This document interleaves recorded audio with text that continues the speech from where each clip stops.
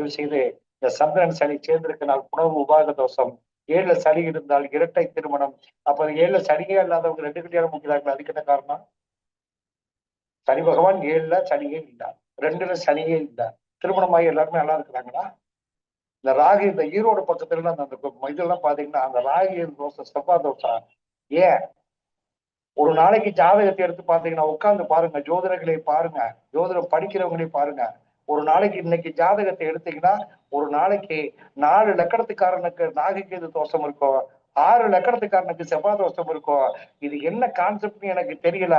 அப்ப ஜோதிடர்கள் சொன்னா நீங்க எல்லாரும் ஏற்றுக்கொள்வதற்கு யூடியூப்லயும் மற்ற எல்லாத்துலயும் ஜோதிடர்கள் சொன்னாங்கன்னா அவர்கள் ஒன்றும் கடவுள்கள் கிடையாது. அவனுக்கும் மரணம் உண்டு, அவனுக்கும் எல்லா விதமான விஷயங்களும் உண்டு. ஜோதிடனுக்கு எதுவுமே நடக்கான்னு தெரியாது. ஜோதிடன் வழிகாட்டத்தான் முடியும்.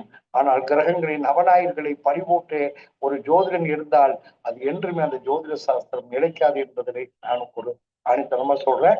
இது தயவு செய்து நான் யாரையும் காழ்ப்புணர்ச்சியோட சொல்றேன். சந்திரன் சனி சேர்க்கை பாதிப்பில்லை, லக்கணத்திற்கு 7ஆம் பாவகம் சனி பாதிப்பில்லை. எப்பொழுது பாதிப்பு அப்படின்னு சொல்லி கேட்டீங்கன்னா ஒரு மனிதனுடைய ஜாதகத்தில் மீண்டும் சொல்ற மகரத்தில் சனி இருந்தால் அவன் தொழில் உள்ள போகிறதுக்கே இல்லாம ஒரு விளையாட்டுக்கு போய் போன மாத்திரத்திலே தோத்து வெளியே வர்றது மகரத்தில் சனி. தன்னுடைய பூர்வீகமும் தனக்கு பிறக்கக்கூடிய குழந்தைகளாலும் தன்னுடைய வாழ்க்கையில் கஷ்டப்பட்டு கண்ணீர் சிந்தக்கூடியவன் இருக்கக்கூடிய கணக்கு மீனராசி மன்றத்தில் இருக்கக்கூடிய சனி. சிம்மத்தில் இருக்கக்கூடிய சனி ராகு இருந்தால் எதிரிகள் இருப்பார், கேது இருந்தால் குழப்பங்கள் வரும், செவ்வாய் இருந்தால் விஷ விரோதிகளாலும் போட்டியாளர்களாலும் அவனுடைய தொழில் பாதிக்கப்படும். இது சிம்மராசி மண்டலத்தில் இருக்கக்கூடிய சனி. அப்ப சனிக்கும் சுக்கிரனுக்கும் ஒரு தொடர்பு இருக்குது. அப்ப திருமண வாழ்க்கை எப்பொழுது பாதிக்கும்? ஒரு மனிதனுடைய வாழ்க்கையில சுகபோகங்கள் எப்படி பாதிக்கும்? திருமணத்தை பண்ணி வைப்பவன் இதுக்கு சனி பகவானே. எப்படி ஒரு தாயினுடைய வயிற்றுக்குள் கரு உருவாகுவதற்கு கர்மகாரர்கள் என்று சொல்லக்கூடிய சனி பகவான் இருக்கும் பொழுது அவனுக்கு திருமண வாழ்க்கையை பண்ணுவேன். நீங்க ஒண்ணும் இல்ல, ஒரு வீட்டை கட்டணும்னு சொல்லுங்க. உங்களுக்கு லக்கணத்துக்கு 4ஆம் இடத்துக்கு அதிபதி உங்க ஜாதகத்துல எங்க இருக்கிறான்னு பாருங்க.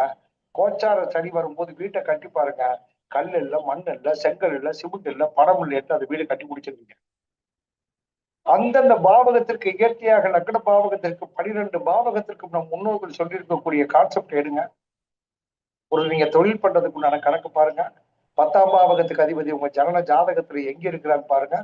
நீங்கள் ஒரு தொழில் செய்து அந்த தொழில முன்னேற்றம் வந்திருந்தீங்கன்னா அந்த லக்கணத்துக்கு 10ஆம் இடத்துக்கு அதிபதி என்று சொல்லக்கூடிய கிரகம் உங்களுடைய 12 ராசி மண்டலத்துல எந்த இடத்துல வேணாலும் இருக்கலாம். அப்ப நீங்க தொழில் பண்ணி சரியான முறையில் தொழில் பண்ணி அந்த தொழில் உங்களுக்கு நன்றாக அமையும் என்றால் இந்த 7 சனி 8 சனி 10 சனி எல்லாம் கிடையாது. அந்த ஜாதகத்தில் என்ன கோச்சார சனி பகவான் உங்களுக்கு லக்கணத்திற்கு 10ஆம் இடத்துக்கு அதிபதியை பார்வை வரும் பொழுதோ 3ஆம் பார்வையாக 7ஆம் பார்வையாகவோ 10ஆம் பார்வையாகவோ நீங்க பார்வை பெறும் பொழுதோ அல்லது அந்த 10ஆம் இடத்துக்கு உண்டான அதிபதியை கோச்சார சனி பகவான் கணக்கும் பொழுதோ ஒத்த ரூபாயை போட்டு பாருங்க, 1 கோடி ரூபாய்க்கு கண்டிப்பாக அந்த ஜீவனம் வளரும். இதில் என்ன கேட்டீங்கன்னா சனி கர்மா என்று சொல்லக்கூடிய கர்மாவுக்கு புண்ணிய கர்மாவாக சனி பகவான் உங்களுக்கு ஒரு விஷயத்தை தருவார். அப்ப சனி பகவானுடைய வேலை என்ன? பாவகர்மாவையும் செய்வார். இப்ப நான் சொல்றது பூராமே சுபகர்மாவுடைய கடன்கள் இருந்தாலும் உங்களுக்கு வீடு வாங்கணுமா, இடம் வாங்கணுமா, 3ஆம் இடத்துக்கு அதிபதியை பாருங்க. அந்த 3ஆம் இடத்துக்கு அதிபதி ஜாதகத்துல எங்க இருக்கிறான்னு பாருங்க. அந்த கோச்சாரத்துல சனி பகவான் வரும்போது அது வரைக்கும் பொறுப்பையா இருந்து இடத்த வாங்குங்க, வீட்டை கட்டுங்க.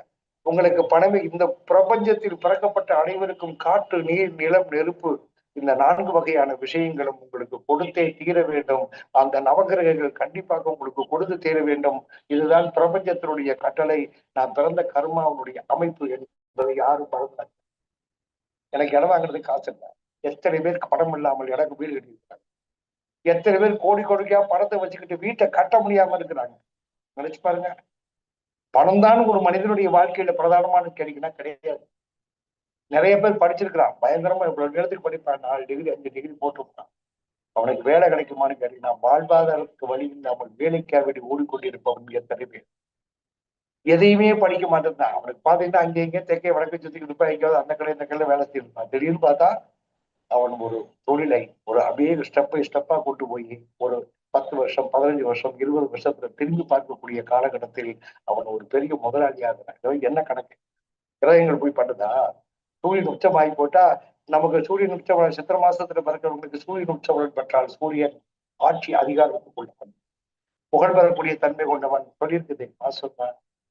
அப்ப சித்திர மாசத்துல பிறந்தவங்க பூராமே அமெரிக்க அதிபராகவோ ரஷ்ய அதிபராகவோ இல்ல பாத்தீங்கன்னா இத்தாலி நாட்டுல இல்ல இந்திய நாட்டுல இருக்கக்கூடிய அதிபராகவோ இல்லாட்டா பெரிய பெரிய ஆட்சியாளர்கள், மாவட்ட கலெக்டர், காவல்துறை கண்காணிப்பாளர், இல்லாட்டா ஆர்ஐ விஓ இப்படி எல்லாம் சித்திர மாசத்துல பிறந்தவங்க எல்லாம் இருக்கிறாங்கன்னு பாத்தீங்கன்னா வாய்ப்பு.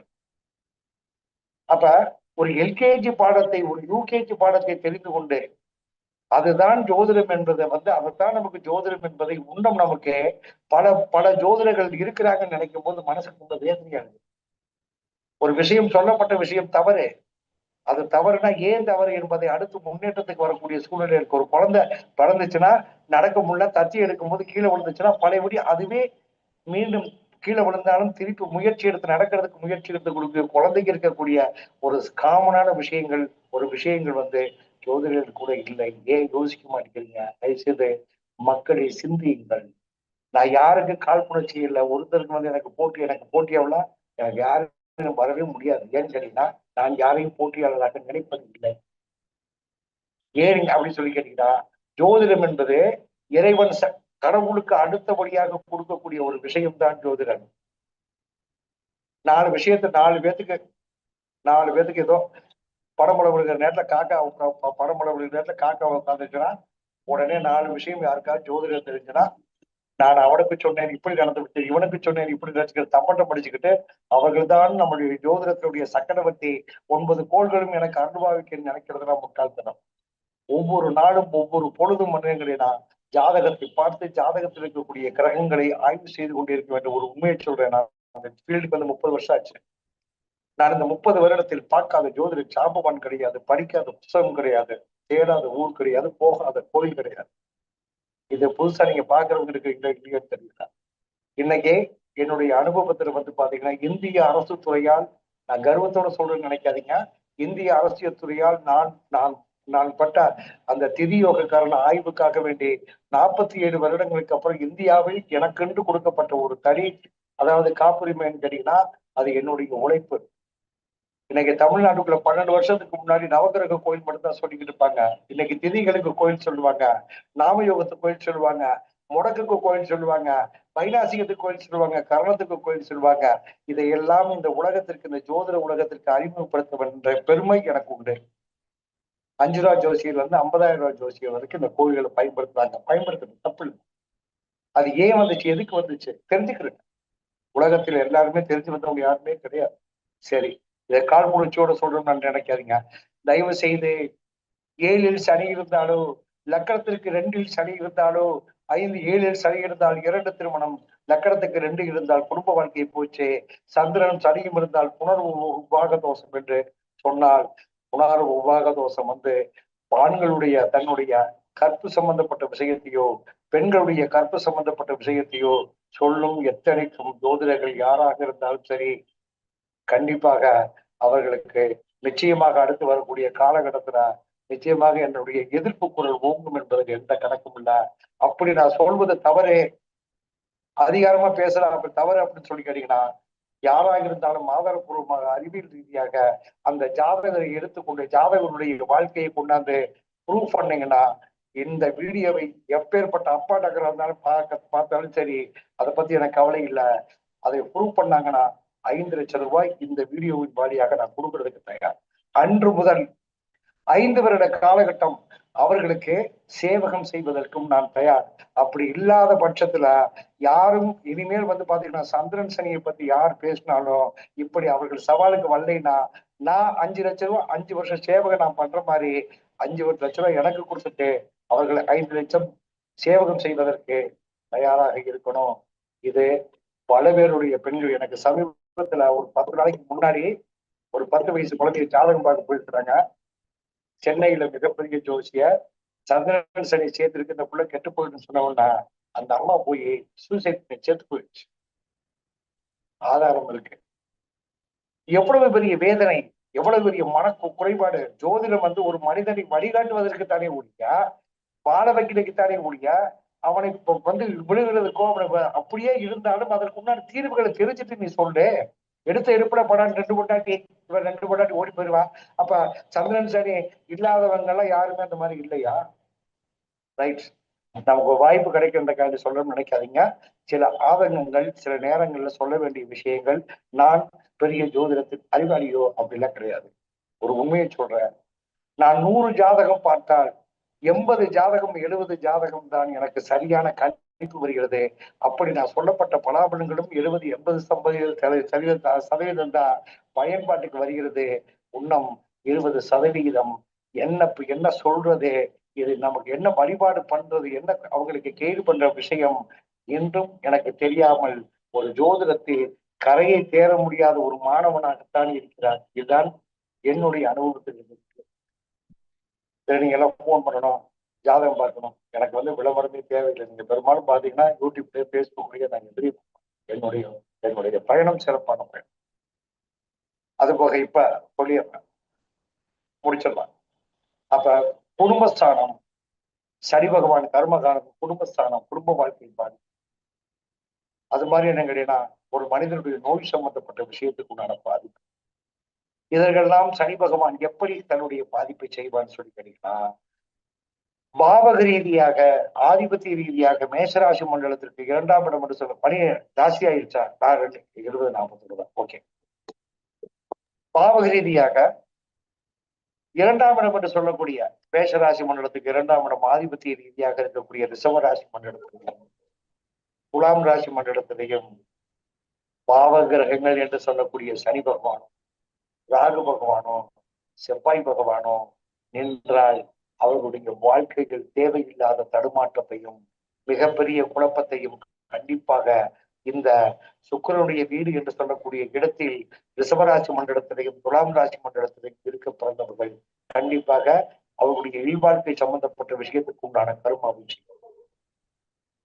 நீங்க பெரும்பாலும் 83 84 85 86ல ராகு பகவான் வந்து ரிஷபம் மேஷத்திலையும் சனி பகவான் வந்து உங்களுக்கு துலாமிலையும் இருக்க பிறந்தவர்களுடைய பல பேருடைய வாழ்க்கையில தாமதத்துக்கும் 2ல சனி இல்லாட்டாலும் சரி 7ல சனி இல்லாட்டாலும் சரி சந்திரன் சனியும் இல்லாமல் இருந்தாலும் சரி இந்த காலகட்டத்தில் ரிஷபராசி மண்டலத்தில் ராகுவும் இதுக்கு துலாம் ராசி மண்டலத்தில் சனி பகவானும் உச்சமற்ற சனி பகவானும் இருக்கக்கூடிய பல பேருடைய ஜாதகத்தில் இருக்கக்கூடிய வாழ்க்கையில நிச்சயமாக அவருடைய வாழ்க்கை சம்பந்தப்பட்ட விஷயத்தில் உறுதியாக பாதிப்பு உள்ள தாமத திருமணமாகும் அல்லது தாமதம் திருமணம் சம்பந்தப்பட்ட விஷயத்திற்கு உண்டான அமைப்புகளுக்கு ஒரு பாதிப்பை.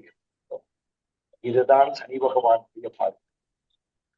அப்ப எப்ப யோகத்தை அள்ளித்தருவான் சனி பகவான்? அப்ப யோகத்தை எப்ப அள்ளித்தருவான்னு சொல்லி கணக்கு கேட்டீங்கன்னா, சனி பகவான் புதனோடு இணைந்தாலும் புதனுடைய வீட்டில் இருந்தாலும் அவன் ஜமீன் போல் வாழ வேண்டிய கட்டாயம் கண்டிப்பாக உண்டு. வைரம் போல் அவன் இருப்பான். வைரத்தை பட்ட தீட்டணும். இப்போ மிதுன ராசி மண்டலத்துல சனி பகவான் இருந்தாலும் கன்னி ராசி மண்டலத்துல சனி பகவான் இருந்தாலும் மிதுனம் புதனும் சனியும் உங்களுக்கு பரிவர்த்தனை ஆகியிருந்தாலும் சனி பகவான் என்னன்னு கேட்டீங்கன்னா அந்த ஜாதகரை வைரம் போல் உருவாக்கி வைத்திருப்பான். அதுதான் புண்ணிய கர்மா. மேசராசி மண்டலத்தில் சனி பகவான் நீச்சம் சொல்றான்.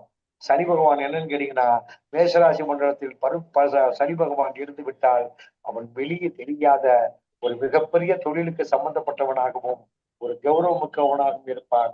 சனி பகவான் மேஷத்தில் இருந்தாலே அவன் அடிப்படை விஷயமாக 1 அரை முக்கால் முழுசு அப்படின்ட்டு தன்னுடைய வாழ்க்கை பயணத்தை சொல்லுவான். சனி நீச்சமாகி போச்சுன்னு சொல்லிட்டு ஒரு வருத்தப்படக்கூடாது.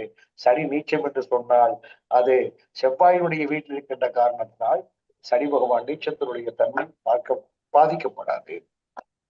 அப்ப சனி எந்தெந்த விஷயத்தோடு சேர்ந்தால் சனி யோகத்தை தருவான்னு கேட்டீங்கன்னா, கண்டிப்பாக புதனோடு இணைந்தாலோ அல்லது புதனுடைய நட்சத்திரத்தில் இணைந்தாலோ புதனும் சனியும் பரிவர்த்தனை பெற்றுக் கொண்டாலோ புதனுடைய வீடு என்று சொல்லக்கூடிய மிதுனத்திலையும் சிம்மத்திலையும் கண்டியிலையும் சனி பகவான் இருந்து விட்டாலோ நீங்க பெரும்பாலும் வந்து பாருங்க 78 79 80ல பிறந்தவங்களுடைய வாழ்க்கையில பெரிய முன்னேற்றம் இருக்காது. ஆனால் 80 82ல பிறந்தவங்களுக்கு தொழில முன்னேற்றம் இருக்கும். அங்கே குரு பகவானும் சனி பகவானும் அஸ்த நட்சத்திரத்தில் இருப்பவர்களுக்கு மட்டும் குடும்ப வாழ்க்கையை பாதிக்கப்படுமே ஒழிய கண்ணியில் சனி பகவான் இருப்பவனுக்கு ஒரு மிகப்பெரிய ஒரு கணக்கு உண்டு. அது மாதிரி இந்த உத்திரம் உத்திராடம், பூரட்டாதி உத்திரட்டாதி, அந்த நட்சத்திரங்களுக்கு ஏதோ ஒரு ஒற்றுமை தெரிகிறதா? உத்திரம் சனி பகவானுடைய சாரி சூரியனுடைய நட்சத்திரம். அதே போல் உத்திராடம் அதுவும் சூரியனுடைய நட்சத்திரம். இது எதற்கு ஆடம் என்ற ஒரு நட்சத்திரத்தையும், அதற்கப்புறம் என்ன குரு பகவானுடைய நட்சத்திரத்துல பூரட்டாதியும் உத்திரட்டாதியும், இந்த நட்சத்திரத்துல ஏதோ ஒரு பெயருடைய கனெக்டிவிட்டி இருக்கிறத நம்ம கவனிச்சு பார்த்தோம்னா மிகப்பெரிய உண்மை தெரியும். பொதுவா சனி பகவான் குருவினுடைய நட்சத்திரத்தில் இருந்து விட்டாரே, அதுபோக சனி பகவான் குருவினுடைய நட்சத்திரத்தில் இருந்தால் அவனுக்கு வியாதியினாலும் மன ரீதியாலும் எல்லாம் இருக்கும். வீடு இருக்கும், வாசல் இருக்கு, சொத்து இருக்கு, சொந்தம் இருக்கும். அவன் மனவியாதியில் பீடிக்கப்படுவான் அல்லது நோய் நொடியினால் பீடிக்கப்படுவான். சனி பகவான் உத்தர நட்சத்திரத்தில் யாருடைய ஜாதகத்தில் இருந்தாலும் அதுதான் அவனுடைய வாழ்க்கையில் ஒரு மிகப்பெரிய ஒரு ராஜயோகத்தை கொடுக்கக்கூடிய தன்மை. உத்திரத்திலையும் உத்திராடத்திலையும் சனி பகவான் இருந்து விட்டாலே, அதாவது உத்திராடம் என்பது தனுசு ராசி மண்டலத்தில் இருக்கக்கூடிய 1ஆம் பாதம், உத்திரம் என்பதே கன்னிராசி மண்டலத்தில் இருக்கக்கூடிய 1ஆம் பாதம் தானே ஒழிய அது உடைப்பட்ட நட்சத்திரமாக இருக்கிறதால 2, 3, 4களுக்கு உண்டான கணக்குகள் கிடையாது. உத்திரம் 1ஆம் பாதம் சிம்மராசி மண்டலத்தில் உத்திரத்தில் சனி பகவான் இருந்தாலும் சரி, தனுசு ராசி மண்டலத்தில் சனி பகவான் இருந்தாலும் சரி, கண்டிப்பாக அவன் விபரீத ராஜயோகத்தை, செல்வம், செல்வாக்கு, புகழ் சம்பந்தப்பட்ட விஷயத்தோடு அவன் உறுதியாக பயணிப்பது கண்டிப்பாக உறுதி. அதுபோக மத்தியமமான யோகத்தை எந்த கிரகங்களோடு இணைந்தால் அவன் எந்த நட்சத்திரத்தோடு இணைந்தால் அவன் சிறப்பான விஷயத்தில் செய்வான் என்று சொன்னால், சனி பகவான் ராகுவுடைய நட்சத்திரம் என்று சொல்லக்கூடிய திருவாதிரை, சுவாதி, சதயம், இந்த 3 நட்சத்திரத்தை இருந்தால் தனித்தன்மையில் செயல்படுவதாக உண்டு. கும்பத்தில் இருக்கக்கூடிய சுவாதிக்கு சனி பகவான் சுவாதியில் நின்றாலும் சரி, செவ்வாய் சுவாதியில் நின்றாலும் சரி, ராகு சுவாதியில் நின்றாலும் சரி, கும்பம் என்பது ஒரு கோபுரத்தில் இருக்கக்கூடிய கலசம். அப்ப கும்பாபிஷேகம் எப்ப பண்ணுவாங்கன்னு கேட்டா, இடத்த பார்த்து கீழே அஸ்திவாரம் போட்டு எல்லாத்தையும் பண்ணி கம்ப்ளீட்டா எல்லா வேலையும் முடிஞ்சு அவர்களுக்கு அந்த இடத்துக்கு உயிர் ஊட்டக்கூடிய காலகட்டங்கள் வரும் வரை அந்த கும்பத்தில் இருக்கக்கூடிய கலசம் காத்து கொண்டிருக்கும். அதுபோல் கும்பத்தில் இருக்கக்கூடிய சனி பகவான் சுவாதி இதுக்கு சதய நட்சத்திரத்திலையும், ராகு பகவான் சதய நட்சத்திரத்திலையும், செவ்வாய் சதய நட்சத்திரத்திலையும் கண்டிப்பாக இருந்து விட்டாலே அந்த ஜாதக ஏழ்மையில் இருந்தாலும் சரி, கல்வி குறைவான கல்வியாக இருந்தாலும் சரி, அவர் மக்களுக்கு பணிவிடை செய்யக்கூடிய அதிகாரியாக இருப்பார். ஒரு உயர்ந்த அந்தஸ்தில் இருக்கக்கூடிய சிகப்பு விளக்கு வச்ச வாகனத்துல செவ்வாய் சதயத்தில் யாருடைய நட்சத்திரத்தில் இருக்கிறதோ அவர்களுக்கு நிச்சயமாக படித்திருக்கிறார்களோ, படிக்கலையோ, பணக்காரனோ, ஏழையோ எது இருந்தாலும் சரி, அவர்களுக்கு சிகப்பு விளக்கு வச்ச வாகனத்தில் அவர்களுக்கு ஒரு உயர் பதவி, ஒண்ணு மினிஸ்டரா கூட வரலாம், அல்லது ஒரு இது படிக்காட்டினா ஒரு இருக்கக்கூடிய ஒரு கலெக்டருக்கு உதவியாளராக கூட வரலாம், அல்லது ஒரு வாகன ஓட்டிய பார்த்த சாரதியாக கூட வரலாம். ஆனா சில பேருக்கு திடீர்னு ஒரு கவட்டியாக யோசிக்குமே, அப்ப சிவப்பு உலக வச்ச வாகனம்னா அப்ப ஆம்புலன்ஸ் சிவப்பு உலக வச்ச வாகனம் தானே, அதுலயும் போவோமான்னு கேட்டீங்கன்னா நிச்சயமாக செவ்வாய் ராகுடைய நட்சத்திரத்திலையும், ராகுடைய நட்சத்திரத்திலையும், சனி பகவான் ராகுடைய நட்சத்திரம், அதாவது சதய நட்சத்திரத்தில் நின்று விட்டாலே அவருடைய வாழ்க்கையில் கர்மா இடங்களினா அடிப்படையில் அஸ்திவாரத்தோடு பலமாக பல பேர் ஊர் பார்த்து கும்பாபிஷேகம் பண்ணி அதை கொண்டாடக்கூடிய தன்மைக்கு இந்த சனி பகவான் கொண்டாந்து விட்டுவார் என்பது கணக்கு. அதுபோக சனி பகவான் நவாம்சத்தில் ஒரு மிக சிறப்பான ஒரு அம்சத்தை கொடுப்பார். யாராவது 2 நிமிஷம் பேசுங்க, ஒரு டீ குடிச்சு.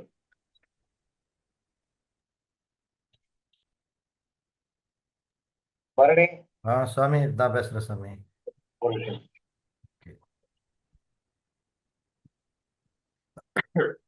இப்ப ஐயா சொன்னதுல இருந்து நீங்க ஒரு விஷயத்த நீங்க எல்லாருமே உள்வாங்கணும். பொதுவா அவரு ஐயா ஒரு பாடம் நடத்தின விஷயத்துல நீங்க கவனிச்சீங்களோ இல்லையோ, ஒரு அற்புதமான ஒரு நல்ல ஒரு நுணுக்கமான விஷயத்த சொன்னார். என்ன சொன்னார் அப்படின்னா, ஒரு திருமண விஷயமா இருக்கட்டும், தொழில் விஷயமா இருக்கட்டும், வீடு கட்டக்கூடிய விஷயமா இருக்கட்டும், இந்த விஷயங்கள் எல்லாமே உங்களுடைய ஜாதகத்துல எப்ப நடக்கும் அப்படிங்கக்கூடிய மேட்ரை அழகா அற்புதமா சொன்னார். அதை நீங்க மற்றவங்க கவனிச்சீங்களோ இல்லையோ, நான் நிறைய கவனிச்சேன், மற்றவங்களும் கவனிச்சிருப்பாங்க. அது என்ன அப்படின்னா, அவர் ஐயா சொன்னார் பாருங்க, உங்களுடைய ஜாதகத்துல ஒருத்தருக்கு திருமணம் நடக்கணும் அப்படின்னா உங்களுடைய ஜாதகத்துல 7ஆம் இடத்து அதிபதி அது எங்க வேணுமாலும் இருக்கட்டும். நல்லா புரிஞ்சுக்கங்க, உங்களுடைய ஜாதகத்துல 7ஆம் இடத்து அதிபதி எங்க வேணுமாலும் இருக்கட்டும், எந்த ராசிக்கரத்துல வேணுமாலும் இருக்கட்டும், அந்த கிரகத்தை கோச்சார சனி கடக்கும் பொழுது நிச்சயம் திருமணம் நடந்தே தீரும்னு ஒரு அற்புதமான விஷயம். இதுதான் இதைத்தான் நான் இவர்கிட்ட ரொம்ப எதிர்பார்க்கிறதே. நம்ம ஒருத்தர் விஷயம் எதிர்பார்க்கறதுன்னா இதான் கால நிர்ணயம் பண்றது. அதையும் ஒன்று சொன்னாரு. ரெண்டாவது, அந்த சனி பார்க்கக்கூடிய 3 7 10ஆம் பார்வையாக கோச்சாரத்துல 7ஆம் அதிபதியை பார்க்கணும். ஒரே விஷயம், 7ஆம் இடத்துடைய அதிபதியை கோச்சார சனி கடக்கும் பொழுது அல்லது 7ஆம் இடத்து அதிபதியை சனி 3 7 10ஆம் பார்வையாக பார்க்கும் பொழுது நிச்சயம் 100% அவர்களுக்கு தொழில், அதாவது திருமணம் அமைந்தே திருநார். ரொம்ப அற்புதமான ஒரு அழகான விஷயம். அதே தொழிலுக்குன்னு தான் சொன்னார். தொழில் ஸ்தானத்துடைய அதிபதி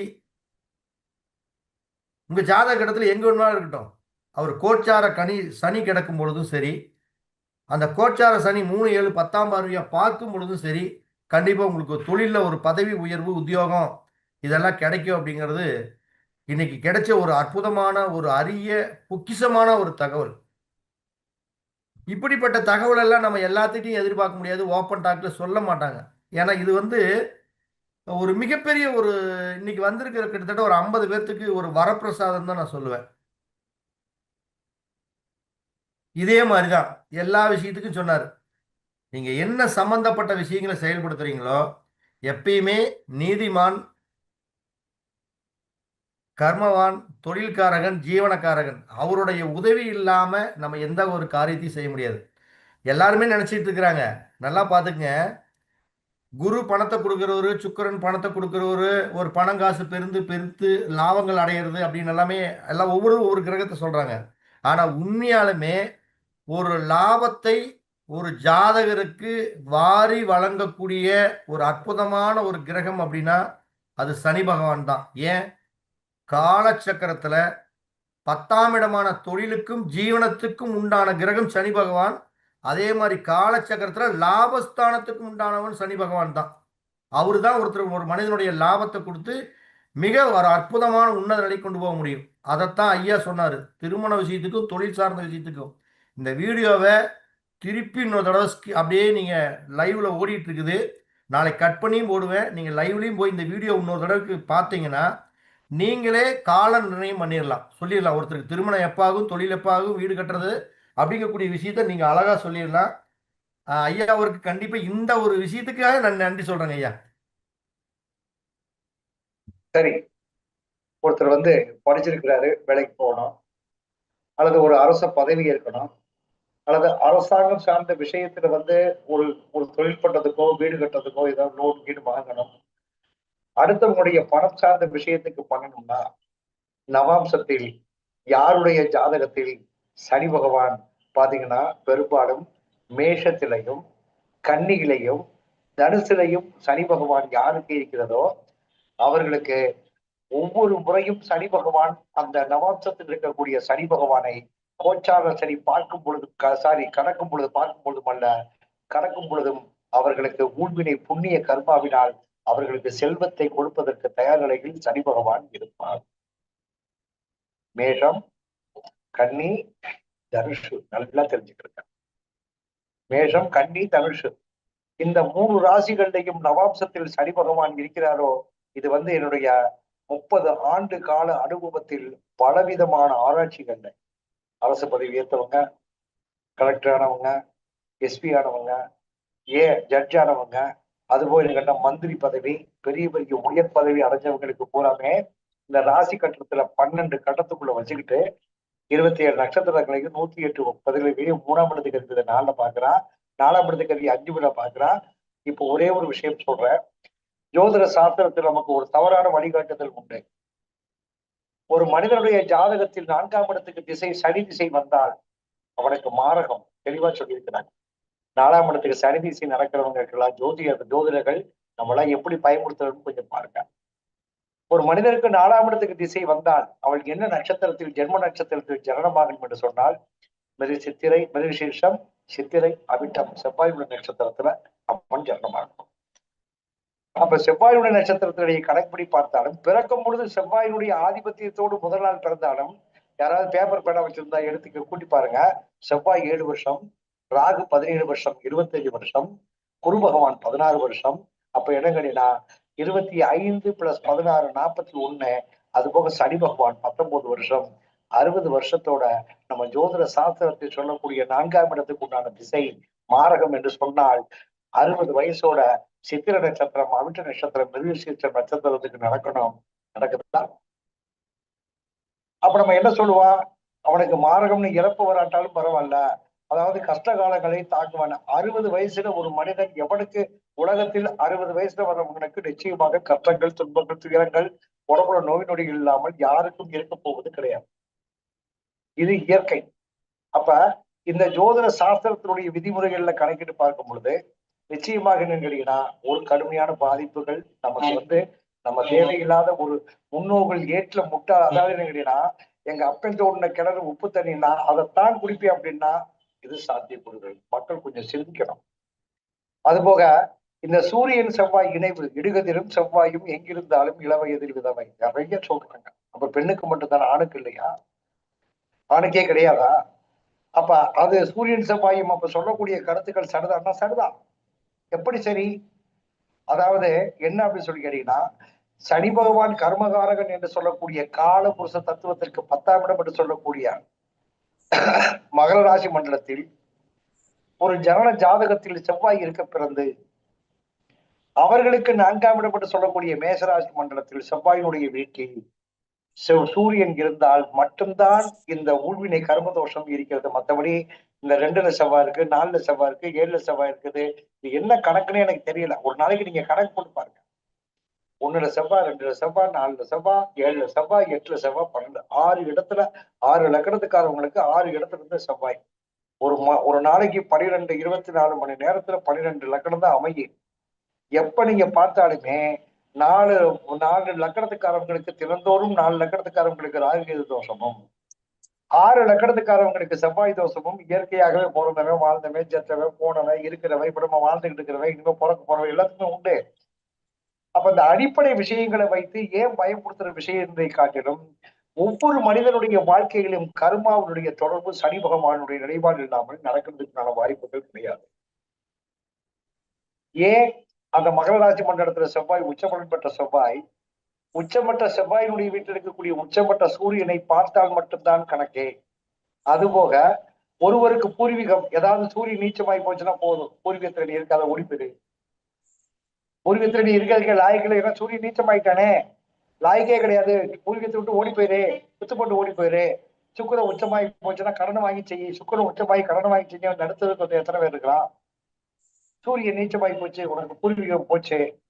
அப்ப சூரியன் எங்க நீச்சமாகுறான்?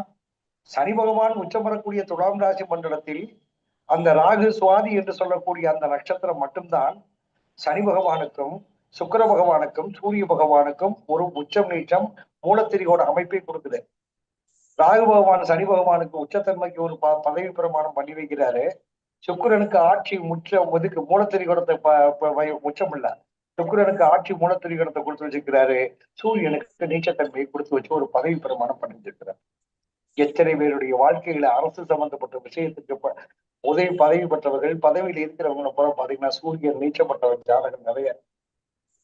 அப்ப இந்த சூரியன் செவ்வாயினுடைய கணக்குப்படி பெண்ணுக்கு மட்டும்தான் இல்ல, சூரியன் நீச்சப்பட்டதுதான். இது பெரும்பாலும் நான் எனக்கு கேள்விப்பட்ட வரைக்கும் பல பேரு சூரியன் நீச்சமாய் போச்சு, அவங்க பூர்வீகத்தை விட்டு நீங்க வெளியே போயிருங்க, அவங்க ஏதோ ஒரு பக்கம் அவங்களுக்கு வேற ஒரு பக்கம் பிரச்சனைகள் இருக்கும். அந்த மாதிரி உள்ள சூழ்நிலையில எப்படியெல்லாம் நீச்சம் உச்சத்தை வைத்து ஒரு ஜாதகத்தில் இருக்கக்கூடிய பூர்வீகத்தை நிலைப்படுத்துவது கணக்கு அல்ல.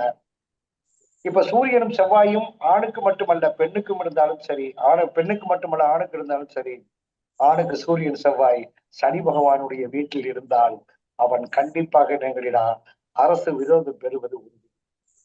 அப்ப சனி பகவானுடைய வீடு என்று சொல்லக்கூடிய மகர ராசி மண்டலத்திலையும், மகர ராசி மண்டலத்தில் பொதுவா 10ஆம் இடம் என்பது ஒரு மிகப்பெரிய விஷயம். அதுபோக லக்னாதிபதி லக்னத்திற்கு 10ஆம் இடத்தில் ஒரு ஜாதகம் அமைந்து விட்டாலே அந்த ஜாதகம் கண்டிப்பாக கர்ம ஜாதகம். லக்னாதிபதி 10ல போய் கேந்திர பலம் பெற்றுட்டான், நோ யூஸ். நல்லா தெரிஞ்சுக்கிறேங்க. அது போக குரு பகவான் சைலண்ட் கில்லராக வேலை செய்வான். சனி பகவான் குரு பகவான் எப்பொழுது சைலண்ட் கில்லராக வேலை செய்வார் என்று சொன்னால் சனியோடு இணையும் போதுதான் குரு பகவான் பாதிப்பை தரும். அப்ப சனி பகவானுடைய உண்மையான நிலைப்பாடு என்ன அப்படின்னு சொல்லி கேட்டீங்கன்னா, ஒரு மனிதனுடைய ஜாதகத்தில் உங்களுக்கு பணம் இருக்க வேண்டாம், ஒண்ணுமே இருக்க வேண்டாம், எந்த விதமான அடிப்படை ஆதாரமும் இருக்க வேண்டாம். ₹1 கையில வச்சுக்கிறங்க, ₹1 கையில வச்சுக்கிறங்க. உங்களுடைய லக்கணத்துக்கு 10ஆம் இடத்துக்கு அதிபதி யாருன்னு பாருங்க. உங்க ஜனன ஜாதகத்துல எங்க இருக்குன்னு பாருங்க. அதை கோச்சார சனி பகவான் பார்க்கும் பொழுதோ அல்லது கடக்கும் பொழுதோ அந்த ₹1 போட்டு நீங்க இந்த சிவாஜி படத்துல சிவாஜி ₹1, ரஜினி ₹1 தூக்கி போட்டு பணக்காரன் ஆகிற மாதிரி அந்த ₹1 உங்களுக்கு 1 கோடியாக மாறுதா இல்லையான்னு மட்டும் பாருங்க. சுக்கிரன் சனி இணைவு வரக்கூடிய காலகட்டத்தில் 1 கோடி 100 கோடி போட்டாலும் அது பணம் வேல்யூ இருக்கிற வரைக்கும் கரைஞ்சுக்கிட்டு தான் வருமே ஒழிய கூடுதல் வருவதற்குண்டான வாய்ப்புகள் கிடையாது. நவாம்சத்தில் மேஷம், கன்னி, தனுசுகள் சனி பகவான் இருக்க பிறந்தவன் மட்டும்தான் இந்த பூலோகத்தில் செல்வம், ஆட்சி அனைத்தையும் இருக்க பிறக்க முன்ஜென்ம கர்ம புண்ணிய கர்மாவால் இருக்க பிறந்தவன் என்பதில் எந்த விதமான மாற்றமும் கிடையாது. வேலை வாய்ப்புக்கு போகணுமா, வேலை வாய்ப்புக்கு போகணுமா, இந்த நவாம்சத்தில் இருக்கக்கூடிய நிலைப்பாடுகளை பாருங்க. சூரியன் பிறவி ஜனன ஜாதகத்தில் இருக்கக்கூடிய சனி பகவானை உங்களுக்கு பதவி ஏற்க போறீங்க, ஒரு வேலைக்கு அப்ளை பண்றீங்க, வெளிநாடு போறதுக்கு பசங்க எல்லாம் அப்ளை பண்றீங்க அப்படின்னா 10ஆம் இடம் என்று சொல்லக்கூடிய ஜீவன காரகன் அந்த ஜாதகத்தில் சனி பகவான் எங்க இருக்கின்றானோ அந்த இடத்தை, அதாவது என்ன கேட்டா உயிர்காரகன் என்று சொல்லக்கூடிய சூரிய பகவான் கோச்சாரத்தில் பயணிக்கும் பொழுதும் அல்லது 7ஆம் பார்வையாக பார்க்கும் பொழுதும் நீங்க வெளிநாடு அப்ளை பண்ணாலும் சரி, தொழில் சார்ந்த விஷயங்கள்ல பண்ணாலும் சரி, படிப்பு சம்பந்தப்பட்ட விஷயம் பண்ணாலும் சரி, சனி பகவான் உங்களுக்கு கண்டிப்பாக அதை கொடுக்க வேண்டிய கடமையும் கட்டாயம் உறுதியாக உண்டு. ஏன் கேட்டீங்கன்னா அவன்தான் ஒரு உலகத்தில் அனைத்து உயிர்களுக்கும் ஜீவனகாரகன் என்று பெயர். அவன்தான் ஆயுள்காரகன். பொதுவா பகல்ல உயிர்காரகன் யாருன்னு கேட்டீங்கன்னா சூரியன். இரவுல உயிர்காரகன் யார் அப்படின்னு சொல்லி கேட்டீங்கன்னா சனி பகவான். அவன்தான் தகப்பன். பகல்ல தகப்பன் எல்லா உயிர்களுக்கும், புல்லு, பூண்டு, பறவை, பாம்பு, பட்சி அனைத்து விதமான ஜீவராசிகளுக்கும். உலகத்தில் யாருன்னு கேட்டீங்கன்னா உயிர்காரகன் யாருன்னு கேட்டா சூரியன். இரவில் யார் உயிர்காரகன்னா சனி பகவான். நைட்டு படுத்ததுக்கு அப்புறம் நம்ம எந்திரிச்சாதான் நான் தனிகாசனம், நான் ராமசாமி, நான் குப்புச்சாமி அப்படின்றது தெரியுமே ஒழிய அந்த உடலை, உயிரற்ற உடலை, நமக்கு நினைவுகள் ஒரு ஹோமாஸ்டேஜ் இருக்கக்கூடிய உயிரை, உலகத்தில் இருக்கக்கூடிய அனைத்து உயிர்களையும் காப்பாற்றக்கூடிய தன்மை யாருக்கு இருக்குன்னு கேட்டீங்கன்னா சனி பகவான் ஒருவனுக்கு மட்டும்தான் உண்டு. அதனாலதான் அவனை என்ன கேட்டீங்கன்னா ஆயுள்காரகன்னு சொல்றான். தவறுதலாக என்ன அப்படி சொல்லி கேட்டீங்கன்னா அந்த 7 சனி, கண்டச்சனி, அஷ்டமச்சனி, அஷ்டாஷ்டம சனி இந்த காலகட்டங்கள்லாம் உன்னிப்பா கவனிச்சு பாத்தீங்கன்னா இந்த காலகட்டத்தில் தான் உங்களுக்கு திருமண வாய்ப்பு தடைப்பட்டு இருந்தாலும் இந்த காலகட்டத்தில் உங்களுக்கு திருமணம் ஆயிருக்கும். உங்களுக்கு தொழில் சார்ந்த விஷயத்தில் தடைப்பட்டு இருந்தாலும் இந்த காலகட்டத்தில் தான் உங்களுக்கு தொழில் சார்ந்த விஷயத்திற்கு உண்டான அமைப்புகள் வரும். அதுபோக குழந்தை பாக்கியை பெறுவதற்குண்டான சூழ்நிலைகள் அப்பொழுதுதான் வரும். ஒரு மனிதனுக்கு ஆற்றுநாள் கொடுநோய் என்று சொல்லக்கூடிய தீராத நோய்கள் இருக்குதுன்னு வச்சுக்கிறீங்களேன், அதை எப்ப நிவர்த்தி செய்யணும் என்று சொல்லி கேட்டீங்கன்னா ஒரு மனிதனுடைய அமைப்பு படி பார்க்கும் பொழுது பிறந்த ஜென்ம நட்சத்திரத்திலிருந்து 22வது நட்சத்திரம் எதுவோ அது வைநாசிக தோற்றத்தையும் உடலையும் மனதையும் உடம்பில் வரக்கூடிய நோயையும் உற்பத்தி பண்ணக்கூடிய நட்சத்திரம் சந்திரன் என்று சொல்லக்கூடிய உடல்காரகனுக்கு 22வது நட்சத்திரம் வைநாசிக நட்சத்திரம். அந்த நட்சத்திரத்தில் ஒரு சனி பகவான் என்றாலோ அல்லது அந்த நட்சத்திரத்தில் இருக்கக்கூடிய ஒரு திசாநாதன் அந்த நட்சத்திரத்தில் என்ற திசை நடத்தினாலோ அவனுக்கு உடல் சார்ந்த விஷயங்கள் தோஷங்கள் உண்டு. தோஷங்கள்லாம் என்ன? கண்டிப்பாக நோய் கண்டிப்பாக தெரியும். இப்போ ஒரு உதாரணத்திற்கு ஒரு பூராட நட்சத்திரத்தில் ஒருத்தர் பிறந்திருக்கான்னு வச்சுக்கோங்களேன். அவனுக்கு 22வது நட்சத்திரம் என்னன்னு கேட்டீங்கன்னா கடகராசி, கன்னிராசி மண்டலத்தில் இருக்கக்கூடிய சித்திரை நட்சத்திரம் பாத்தீங்கன்னா இதுக்கு கன்னிராசி மண்டலத்தில் இருக்கக்கூடிய சித்திரை நட்சத்திரமும் துலாம் ராசியில் இருக்கக்கூடிய 2 பாதங்கள் என்று சொல்லக்கூடிய கணக்குகள்ல இந்த உடைப்பட்ட நட்சத்திரமாக சித்திரை நட்சத்திரமும் வருவாங்க. அப்ப அந்த ஜாதகருக்கு உடல் ரீதியாக என்ன நோய் அந்த கர்மா காண்கிறதுன்னு சொல்லி கேட்டீங்கன்னா, அந்த கன்னிராசி மண்டலம் உடல் உறுப்புகளில் வந்து பாத்தீங்கன்னா, முதலில் கணையமும், இரண்டாவது சிறுநீரக சம்பந்தப்பட்ட விஷயத்திற்கு உண்டான வாய்ப்பு பூராட நட்சத்திரத்தில் பிறந்தவர்களுக்கு உண்டு. அது எல்லா பூராட நட்சத்திரத்துக்காரங்களும் கேட்டீங்கன்னா இல்ல. அப்போ ஒரு திசாநாதன் ஒரு மனிதனுடைய ஜாதகத்தில் திசாநாதன் நடக்கும் பொழுது அந்த சித்திரை நட்சத்திரம் என்று சொல்லக்கூடிய செவ்வாயினுடைய நட்சத்திரம், மிருகசீரிஷம், சித்திரை, அவிட்டம் நட்சத்திரங்கள் 3 நட்சத்திரங்கள் ஜென்மம், மணிஜென்மம், திருஜென்மமாக இருந்தாலும் கூட அந்த சித்திரை நட்சத்திரத்தில் இருக்கக்கூடிய கிரகத்தினுடைய திசைகளில் மட்டும்தான் அவனுக்கு உடல் கூறுகள் ஏற்படும். இது வைநாசிக தோஷம் என்று பெயர். இது வந்து உடல் கருமா என்று சொல்லக்கூடிய கணக்கு. ஒரு முக்கியமான விஷயத்தை நான் சொல்லிடுறேன். இன்னைக்கெல்லாம் காலம் கலியுகமாக மாறி ஒரு திருமணம் முடிந்து மறு திருமணம் முடிக்கக்கூடிய காலகட்டத்தில் உடல் கருமாவை தெரிவு செய்து அடுத்த வாழ்க்கை இல்வாழ்க்கையில் பயணித்தால் மட்டும்தான் அவர்களுடைய அடுத்த வாழ்க்கை சிறப்பாக இருக்கும். இல்லாட்டினா இந்த ராகு கேது தோஷம்லாம் ஜாதகத்தில் கிடையாது. தோஷங்களில் மிக கடுமையான ஊழ்வினை கிரக தோஷம், விஷகணிகா தோஷம், மந்தியா தோஷம், காகமந்தியா தோஷம் என்ற 3 வகையான தோஷங்கள் உண்டு. அப்படி தெரியாமலோ ஒரு வாழ்க்கையில ஆண்மண் சம்பந்தப்பட்ட விஷயத்தில் ஒரு பெண்ணுடன் பழகியோ மன ரீதியாக உடல் ரீதியாக பழகி இருந்து அடுத்த திருமணத்திற்கு போகும் பொழுது அடுத்த இல்வாழ்க்கைகள் போகும் பொழுது ஒரு பரிகாரத்தை தயவு செய்து நமக்கு வரக்கூடிய சந்ததிகளுக்கு கண்டிப்பாக பயன்படுத்துங்கள். கடலில் நீராடச் சொல்லுங்கள். அங்க போய் என்ன கேட்டா உப்பும் மிளகும் பரிகாரம், உப்பு மஞ்சள் மிளகு பரிகாரம் என்ற ஒரு பரிகாரம் உண்டு. அதை செய்ய சொல்லுங்க.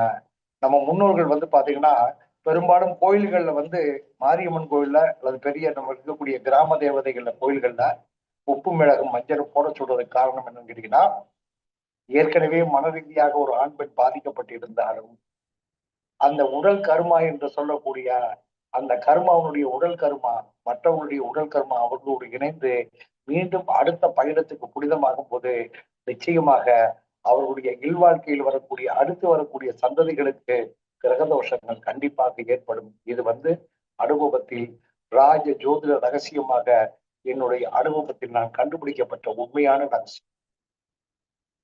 அதனாலதான் அன்னைக்கு இடம் கேட்டீங்கன்னா அப்படி சப்போஸ் பண்ணலான்னு இருக்க வேண்டி இருந்தாலும் உப்பு மிளகு நம்ம போட சொல்வதற்கு காரணம் என்ன கேட்டீங்கன்னா அது எங்க போட சொல்லுவாங்க அப்படின்னு கேட்டீங்கன்னா அங்க பாத்தீங்கன்னா கடுங்கு மரம்னு ஒண்ணு இருக்கும். அதுல வந்து பாத்தீங்கன்னா பலி கொடுக்கக்கூடிய இடங்களில் பூரா உக்கிர தெய்வங்கள்ல பூரா உப்பும் மிளகும் போட சொல்லுவாங்க. முக்கியமாக முருகனுடைய தலத்தில் மயிலம் சுப்பிரமணிய சுவாமி கோயில் உப்பும் மிளகும் போடுவதற்கான வாய்ப்புகள். நான் பெரும்பாலும் கிரக ஜாதகத்துல குரு ராகும் சேரக்கூடிய விஷயங்களுக்கு குரு கண்டால யோகம் சொல்றோம். குரு ராகுடைய நட்சத்திரத்தில் இருந்தால் அவர்களுக்கு கர்ம தோஷத்துக்கான அமைப்புகள் கண்டிப்பாக உண்டு. அப்ப யோக பாவகங்களை நாம் எப்படி எடுத்துக்கிறோம் அப்படின்னு சொல்லி கேட்டீங்கன்னா ஓடு மீன் ஓட ஒரு மீன் பெருகி வர வாடி இருக்குமா போக்கு. ஒரு உடல் சார்ந்த விஷயத்துக்கு உண்டான நோய் நொடிகளை தீர்க்கணும் அப்படின்னா என்ன நட்சத்திரத்துல போகணும்? அஸ்வதி நட்சத்திரத்துல போங்க. கரணங்கள்ல நோய் மருந்தை உட்கொள்ளணும் அப்படின்னா கரணங்களில் பத்தரை கரணம் வளபிறை பத்தரை கரணங்கள்ல நீங்க மருந்தை உட்கொண்டால் 30 நாளைக்கு சாப்பிட்டு நோய் குணமாகிறதுக்கு 3 நாளில் உங்களுக்கு சரியாகும். வைத்தியர்களாக இருந்தாலும் சரி மருந்தை தயார் பண்ணுவதற்கு வளபிறை பத்தரை கரணத்துல செய்யுங்க. அது வளபிறை பத்தரை கரணத்துல மருந்து சாப்பிடுங்க. அது போக ஒரு மருந்தை தயார் பண்ணுவதற்கு மருந்து சாப்பிட்ட விஷயம் அதாவது மருந்து நோய் சம்பந்தப்பட்ட விஷயத்திற்கு கண் ஆபரேஷனோ காது ஆபரேஷனோ இருதய ஆபரேஷனோ எந்த ஆபரேஷனா இருந்தாலும் சரி அஸ்வதி நட்சத்திரத்தை தேர்ந்தெடுக்கும். ஆனால் இது வந்து மருத்துவ குணம் வாய்ந்த உடலில் எடுக்கக்கூடிய உடல் கருமாவை நீக்குவதற்குண்டான நட்சத்திரம் அஸ்வதி தானே ஒழிய ஆனா அசுவதி என்று சொல்லக்கூடிய ஜென்ம நட்சத்திரத்தில் பிறந்தவர்களுக்கு அந்த நட்சத்திரம் கர்ம நட்சத்திரம். அசுவதி நட்சத்திரத்தில் யார் பிறந்திருந்தாலும் சரி அந்த ஜாதகருடைய தாய் வழி சம்பந்தப்பட்ட உறவுகள் தாயோடு கூட உடன்பிறந்தவர்களோ தாயை பெற்றெடுத்தவர்களோ அவங்களுடைய சந்ததிகளை கணக்கிட்டு பார்த்தால் குடும்ப வாழ்க்கை பொருளாதாரம் நோய் நொடிகள் பலவிதமான இன்னல்களுக்கு ஆளாகி வந்தவர்களுடைய அந்த கர்மாவில் பிறப்பவர்கள் தான் அசுவதி நட்சத்திரத்தில் பிறப்பார்கள். அப்ப பிறப்புக்கு உண்டான கர்ம அசுவதி நட்சத்திரத்தில் உண்டு. ஆனால் உடலில் இருக்கக்கூடிய நோய் சம்பந்தப்பட்ட விஷயத்திற்கு உண்டான கர்மாவை நிவர்த்தி செய்வதற்கு அஸ்வதி நட்சத்திரம் மாதிரி ஒரு சிறப்பான நட்சத்திரம் கிடையாது. உங்களுடைய உடலில் இருக்கக்கூடிய நோய் பரிபூரணமாக நிரந்தரமாக தீர்வு கிடைக்க வேண்டும் என்று சொன்னால் வளர்பிறை பத்தரை கரணத்தில் உங்களுடைய மருந்தை உட்கொண்டாலே நிச்சயமாக உங்களுக்கு நோய் நொடிகள் கண்டிப்பாக தீரும் என்பதுல எந்த விதமான எல்லளவும் மாற்றமும் இல்லை. இது என்னுடைய வாழ்க்கையில நிறைய பார்த்துக்கிறேன். குழந்தை பாக்கியம் இல்லாதவர்கள், சஷ்டி திதியில் பிறந்தவர்களுக்கு குழந்தை பாக்கியம் தாமதமாகும், கருக்கலையும். அது மாதிரி என்கிட்ட டெஸ்ட் வச்சாலும் சிறப்பாக இருக்காது. அது மாதிரி சனி பகவான் வந்து 3ஆம் இடத்துக்கு அதிபதியோடு இணைந்திருந்தாலும் ஒரு ஆணுக்கு வந்து பாத்தீங்கன்னா அந்த வீரியத்தினுடைய தன்மை குறைந்து போயிடும், இம்யூனிட்டி பவர் கம்மியாயிடும், அதான் கவுண்டிங் பவர் கம்மியாயிடும். அப்ப என்னுடைய விஷயம் என்ன அப்படின்னு சொல்லி கேட்டீங்கன்னா, சனி பகவான் எங்கெங்க இருந்தால் சிறப்புன்னு சொல்லி கேட்டீங்கன்னா, பொதுவாவே உங்களுக்கு மத்த ரொம்ப இண்டிவிஜுவலால ரொம்ப கிரிட்டிக்கலா போகாட்டாலும் பரவாயில்ல, ஒரே ஒரு விஷயத்தை மட்டும் என்னுடைய அனுபவத்தில் உங்களுக்கு அனைவருக்கும் சொல்லிக் கொடுக்கிற இந்த இந்த வகுப்புன்னு சொல்றத காட்டிலும் இந்த வீடியோ மக்கள் அனைவருக்கும் போய் சேரணும். நீங்க இடம் வாங்க போறீங்க, 3ஆம் பாவகத்துக்கு அதிபதி செவ்வாய், அந்த ஜனன ஜாதகத்தில் இருக்கக்கூடிய செவ்வாயை கோச்சார சரி பார்க்கும் போது காசு வேணும், பணம் வேணும், தொட்டு வேணலாம், கவலைப்படாதீங்க. உங்களுடைய முயற்சியை கொடுங்கள், கண்டிப்பாக அந்த பிரபஞ்சம் உங்களுக்கு கொடுத்தே தீரும்.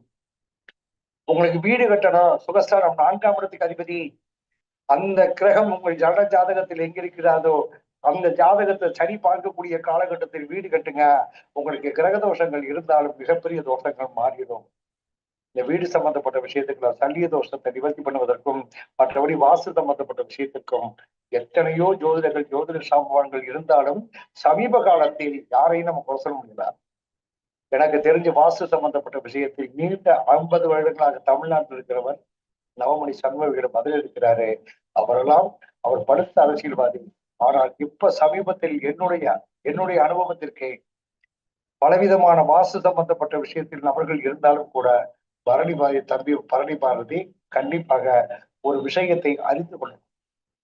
ஒரு வீட்டை கட்டாருன்னா வீட்டை கட்டிட்டு காசை வாங்கிட்டு போற வேலை இவற்றை இல்லை. அது பழைய இடத்துக்கு 6 மாசம் 1 வருஷம் என்னது வீட்டில் உள்ளவங்க எப்படி இருக்கிறாங்க, அது எப்படி செயல்படுகிறது என்பதை தன்னைத்தானே அடுத்த முறை மாற்றி கொடுத்து அந்த ஒரு தொழில் மேல் இருக்கக்கூடிய ஒரு அக்கறை, ஒரு கவனம், நம்ம வந்து பாத்தீங்கன்னா நம்மளை நாடி வருவர்கள் நன்றாக இருக்க வேண்டும் என்றால் அவர்கள் நன்றாக இருந்தால் தான் நாம நல்லா இருக்க வேண்டும் என்ற ஒரு எண்ணம் எனக்கு இந்த நிகழ்ச்சி கொடுத்திருக்கிற அந்த காரணம் நான் அவருக்கு வந்து ஜாதகம் போட்டு ஒத்துழைல எனக்கு கிடையாது. எப்பயுமே நான் வந்து ஸ்ட்ரெயிட் பண்ணுவேன். இப்ப நான் சில விஷயங்கள் சொன்னேன். சந்திரன் சனி சேர்க்கைக்கு ஜோதிடர்கள் யாராவது சவாலுக்கு வர முடியுமானா எனக்கு திமிரு கிடையாது, அகம்பாவம் கிடையாது, வெத்தியா கர்வம் கிடையாது. ஜோதிடம் என்பது நம்மளை வருபவர்களை வாழ வைப்பவர்களுக்கு உண்டான கணக்கே. ஜோதிடம் செத்தவனை தவிர மற்ற அத்தனை பேரும் காப்பாற்ற வேண்டும் என்ற ஒரு மிகப்பெரிய அற்புதமான கலை இந்த ஜோதிடம். இது மக்கள் வந்து புரியணும். இதுதான் என்னுடைய கான்செப்ட் என்பதை எனக்கு கொடுத்த வாய்ப்பை உங்களுக்கு ஒரு 10% சொல்லியிருக்கிறேன். அடுத்த வாய்ப்பு வரும்போது நிச்சயமாக மீண்டும் அனைவரும் சந்திப்போம். நன்றி, வணக்கம். ஏதாவது சந்தேகம் இருந்தா கேளுங்க. பரணி. சாமி, சொல்லுங்க சாமி. சந்தேகம் எல்லாம் ஒன்றும் கேட்குற அளவுக்கு ஒன்றும் இல்லை சாமி. ஏன்னா சந்தேகமே வர்றதுக்கு இல்லாத அளவுக்கு தான் நீங்க இந்த சனி தரும் யோகங்கள் அவயோகங்களை பண்ணி சொல்லிக்கிறீங்க. நீங்க பொதுவான இந்த நிகழ்ச்சி பார்த்து உங்களுக்கு சந்தேகம் அப்படின்னா மீண்டும் இந்த வீடியோவை நீங்க ஸ்கிப் பண்ணாம திருப்பி ரொட்டேஷன் பண்ணி பாருங்க. நம்ம பரணி அஸ்ட்ரோ வேர்ல்டு வீடியோல லைவா ஓடி இருக்குது. நீங்க போய் பார்த்தீங்கன்னா இந்த வீடியோ இருக்கும். திருப்பி பார்த்தீங்கன்னாவே இதனுடைய விளக்கங்கள் ரொம்ப அற்புதமா ஒரு அழகான ஒரு விஷயமா இருக்கும். இவ்வளோ நேரம் உங்களுடைய பொன்னான நேரத்தையும் கூட ஒதுக்கி இந்த ஜோதிடம் வளரணும் அப்படிங்கிறதுல ரொம்ப ஜோதிடம் வளரணுங்கிறதுக்கு இல்லை, அதே மாதிரி ஜோதிடர்களும் வளரணும் அப்படின்ட்டு ரொம்ப நாளா ஆசை உங்களுக்கு இருக்குதுங்கிறது எனக்கு தெரியும். நீங்க எப்ப இப்ப நான் சொல்லக்கூடிய கருத்து பாருங்க, நான் சொல்லக்கூடிய கருத்து ஜோதிடத்தின் வழியாக மற்றவர்களை தவறான பாதைக்கு திருப்பக்கூடாது, ஜோதிடர்கள் திருப்பக்கூடாது என்ற ஒரு கான்செப்ட் தான் இப்ப நான் பேச வந்த கான்செப்ட். சரிங்களா? கண்டிப்பா கண்டிப்பா சாமி.